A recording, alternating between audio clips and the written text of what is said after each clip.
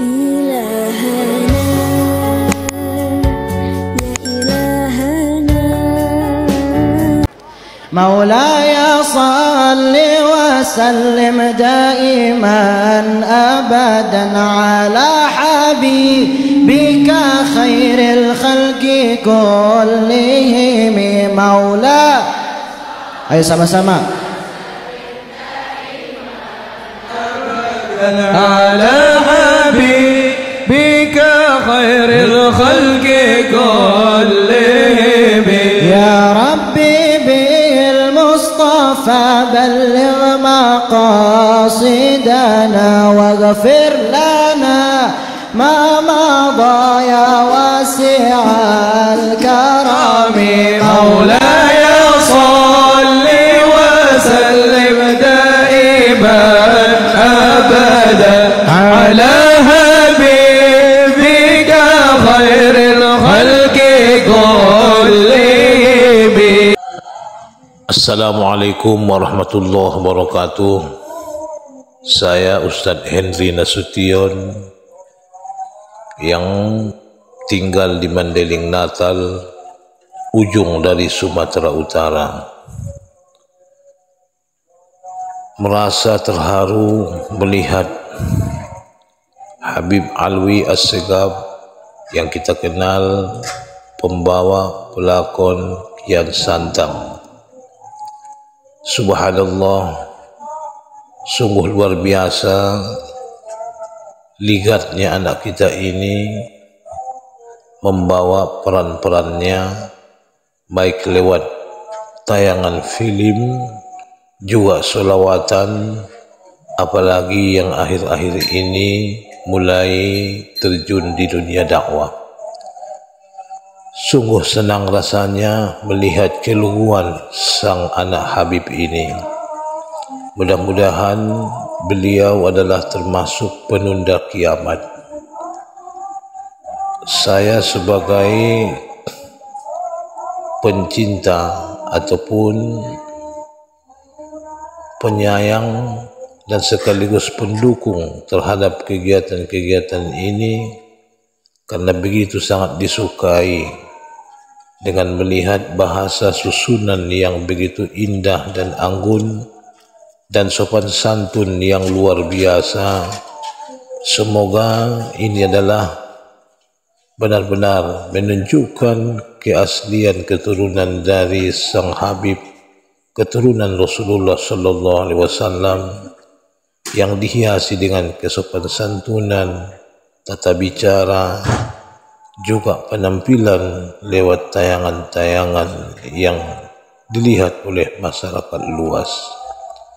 Kami sebagai penggemar mendoakan mudah-mudahan anak kita ini panjang umur, sehat walafiat, memberikan manfaat yang luar biasa bagi nusa dan bangsa.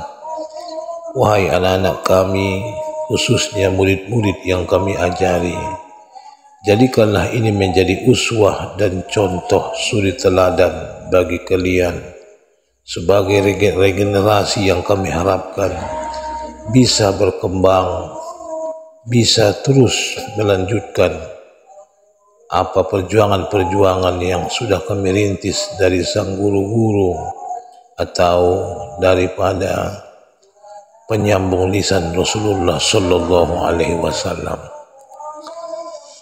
Kami berharap khususnya kepada sang Habib Alwi ini bisa menggandeng dan mempertahankan paham Ahlus Sunnah wal Jamaah yang memberikan semangat sesuai dengan film yang dilakoni buat generasi-generasi yang akan datang, bahwa Ahlus Sunnah lah yang terjamin pemahamannya untuk mencapai rahmat dan kasih sayang daripada Allah Subhanahu wa Ta'ala.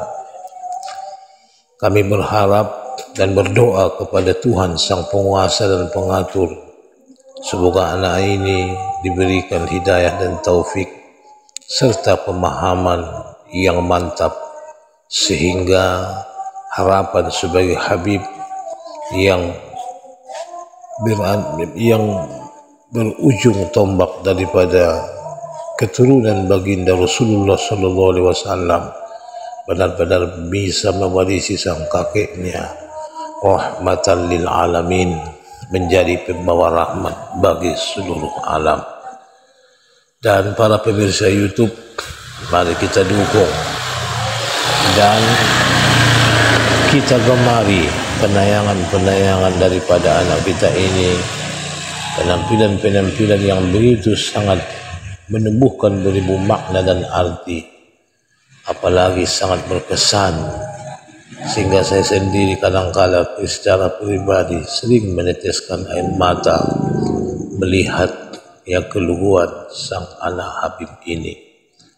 Mudah-mudahan anak ini terpelihara sesuai dengan kesopanannya, kegantengannya, ketangkasannya, bisa menjadikan bumi Indonesia ini menjadi bumi pengabdi kepada Allah, bumi yang penuh dengan rahmat dan kasih sayang, karena kita semua adalah mensyukuri perjuangan-perjuangan para ulama-ulama sesuai yang ditampilkan lewat film Kian Santang. Adalah para ulama-ulama Nahdliyin yang membela rakyat negara Indonesia. Perjuangan mereka jangan kita sia-siakan. Mari kita isi kemerdekaan ini dan selalu mawas diri dari hal-hal yang dianggap nantinya sangat mengancam kepada keselamatan negara dan bangsa. Sesuai dengan perkembangan zaman yang kita lihat, betapa banyaknya yang bisa meresahkan hati dan pemikiran kita, karena banyaknya timbul pemahaman-pemahaman dan akhlak perilaku yang menyeleweng dari norma-norma yang kita harapkan. Sungguh benar apa yang dikatakan oleh Rasulullah SAW, kita ini semua akan berpecah belah, banyak pemahaman sampai lebih daripada 71 golongan atau firqah. Tak satu pun di antara golongan tersebut yang diakui Nabi sebagai umatnya yang setia, selain hanyalah pengikut jejak sunnahnya, yang menghargai para ulama-ulama sebagai warisannya, dan juga yang mengamalkan dan meyakini ada ijma' dan qiyas, ada yang dinamakan dengan perbandingan-perbandingan daripada hukum-hukum yang tidak tertulis dan tertera secara zahir dalam kitab suci Al-Quranul Karim pun hadis baginda Rasulullah Sallallahu Alaihi Wasallam. Semoga kita selalu dianugerahi dengan hidayah dan taufik, anak-anak kita bisa terjaga, keturunan-keturunan kita nantinya selamat, apalagi saat-saat datangnya pintu taubat yang terakhir, saat sang mentari terbit dari ufuk barat, bukan lagi dari seperti biasanya dari ufuk timur. Kita mewariskan pengamalan yang kuat dan keimanan yang kokoh serta tauhid yang sahih buat generasi anak-anak kita. Hadirin wal hadirat, kita mengajarkan jiwa kasih sayang antara sesama, karena hubbul ikhwanul muslimin adalah merupakan kewajiban yang mesti kita pertahankan agar kita ini semua benar-benar nyata mencintai saudara kita seperti mencintai diri kita sendiri.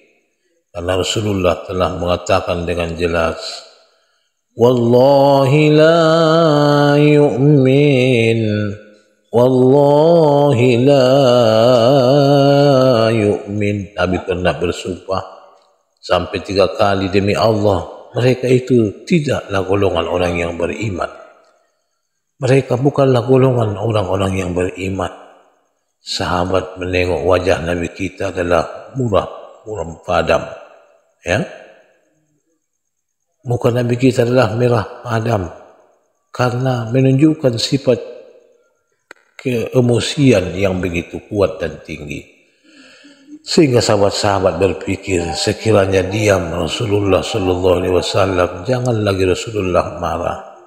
Setelah Nabi kita diam, maka sahabat memberanikan diri untuk menyapa dan menanya, "Man huwa ya Rasulullah? Siapa yang kau maksudkan?" "Alladzi la ya'manu jarahu bawa'iqah." Yang disumpahkan Nabi kita bukan golongan orang yang beriman, adalah orang yang tidak pernah merasa aman tentram jiran tetangganya karena ulah tipu dayanya sendiri. Kita boleh menikmati kecanggihan zaman seperti musik, menikmati YouTube dan sebagainya, tapi harus ada aturannya. Jangan sampai mengganggu kepada jiran tetangga kita. Saat orang bertamu, saat orang beribadah, saat orang beristirahat, jangan sampai mengganggu benar kepada jiran tetangga kita dikarenakan ulah kita tadinya, dikarenakan kenikmatan yang kita dapatkan itu kita terlalu egois, tidak memikirkan orang yang ada di sekitar kita. Bahkan Rasulullah menegaskan, la yu'minu ahadukum hatta yuhibba li akhihi ma yuhibbu li nafsihi. Tidaklah sempurna iman seseorang kita kalau tidak bisa mencintai saudara-saudara kita sebagaimana kita mencintai diri kita sendiri. Yang payahlah umpamanya kita mencintai diri kita sendiri, kita suka yang senang-senang, kita suka menerima yang baik. Paling tidaknya lah kalau kita tidak bisa memberikan yang disukai oleh orang-orang lain atau yang sangat diingini oleh orang-orang lain di sekitar kita, paling tidak sebagaimana kita tidak ingin mendapatkan sesuatu hal yang menyakiti, janganlah kau sakiti orang-orang yang lain. Mudah-mudahan hati kita menjadi pemaaf, hati kita menjadi hilim, lambat pemarah, hati kita mempunyai sifat tawaduk, kerendahan hatian yang menunjukkan sifat-sifat kehambaan, sehingga tertanamlah jiwa kasih sayang antara sesama. Tentunya ini adalah hal yang mahal, yang memang agak sulit didapatkan dari setiap manusia atau setiap orang. Makanya Allah mengatakan Allah tidak menilik melihat wajah kita, melihat penampilan kita, pakaian kita, keturunan bangsawan kita, tapi yang jadi pembeda di antara kita adalah hati dan jiwa kita. Siapa hatinya yang lembut, siapa hatinya yang bersih, itulah yang menjadi number one, orang terbaik nantinya di akhirat. Saat berbangkit, yang berpulang menghadap kepada Allah Subhanahu wa Ta'ala. Hadirin wal hadirat pemirsa YouTube, kita jangan lalai tatkala kita berpulang kepada Allah.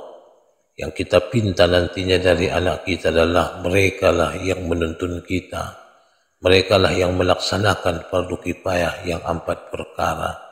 Sebagaimana yang sering saya dakwakan, tatkala kita nantinya telah berbaring di ruangan tengah rumah kita, saat daya tidak ada lagi, saat kuasa jauh dari kita, maka kita akan meminta yang pertama, "Duhai anakku, tiada lagi daya dan upayaku. Dulu kau kumandikan, saya sampoin badanmu, saya berikan hal yang harum buatmu sebagai tanda kasih sayangku. Inilah saatnya aku meminta terakhir kalinya, nak, aksilni, mandikanlah aku." Jika ada anak menanti yang memandikanmu, di air 9-nya sebagai penutup, sebagai pelengkap buat mandi, dia berdoa, "Bismillahirrahmanirrahim, ya Allah, ya Rahman, Rabbana wa ilaikal masir." Menetes air matanya. Subhanallah, bukan hanya kotoran, bukan hanya najis yang hilang dari tubuh dan badanmu, ibu bapakku sekalian, tapi dosamu juga ikut hanyut dengan doa-doa dari anakmu yang soleh tadi. Setelah engkau selesai dimandikan, maka kau memohon pula, duhai Naik,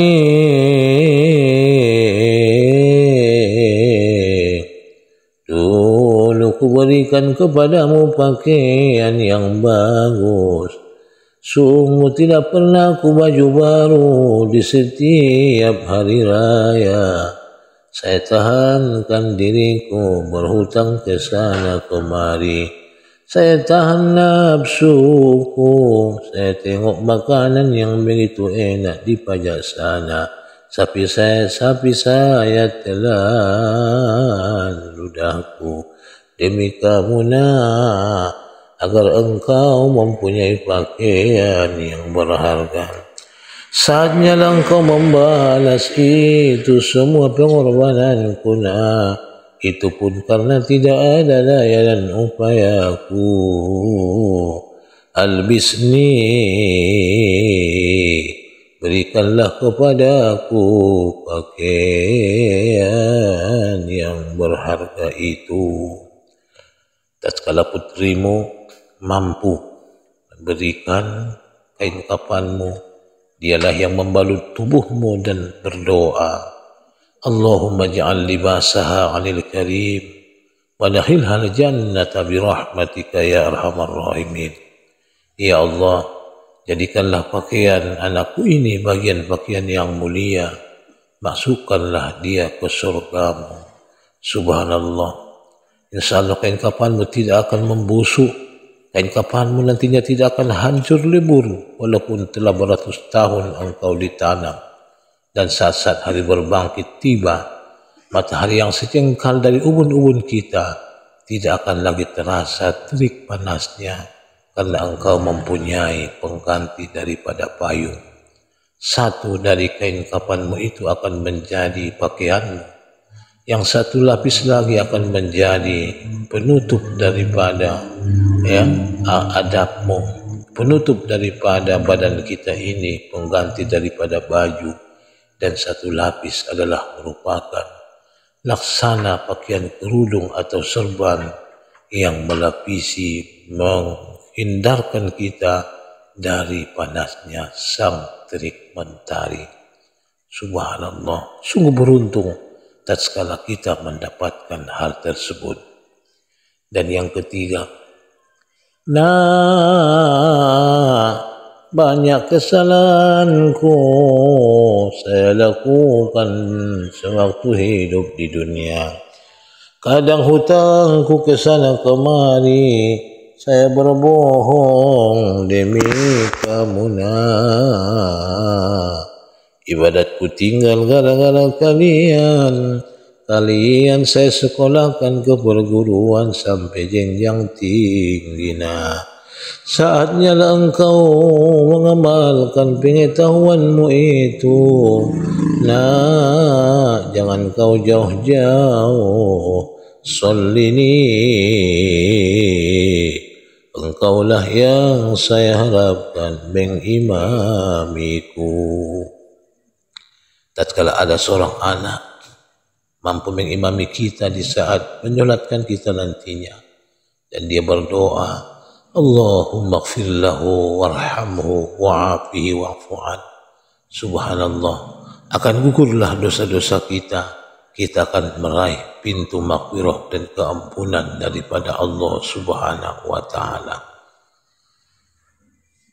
Kalau kita pikir-pikir, sungguh durhaka atau sungguh tidak pandai membalas budilah namanya di antara anak-anak yang kita tinggalkan tatkala dia tidak mampu memberikan permintaan kita yang ketiga untuk menyolatkan kita.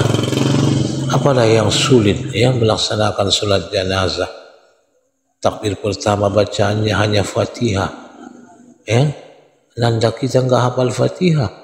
Malu kita mengatakan kita seorang muslim, suratul Fatihah pun tidak dapat.